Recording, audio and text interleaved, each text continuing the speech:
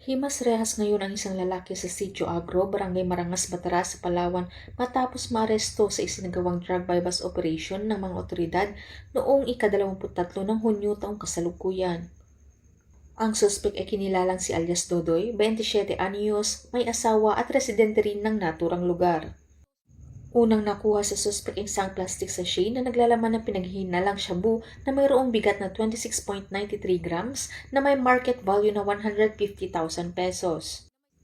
Nakumpiska rin sa pangangalaga ni alias Dodoy ang isang 1,000 peso bundle money, 1,000 pesos na ginamit sa transaksyon, isang unit na motorsiklo, isang unit ng Realme Android phone at isang puting sobre. Sa ngayon, ang suspek ay nasa kustudiya na ng kapulisan at nahaharap sa kasong paglabag sa RA 9165 o Comprehensive Dangerous Drug Act of 2002. Ang kapulisan, mamamayan at iba't ibang ahensya ay patuloy sa mandado sa paglaban sa illegal na droga at anumang uri ng kriminalidad para sa pagpapanatili ng maayos at ligtas na bagong Pilipinas.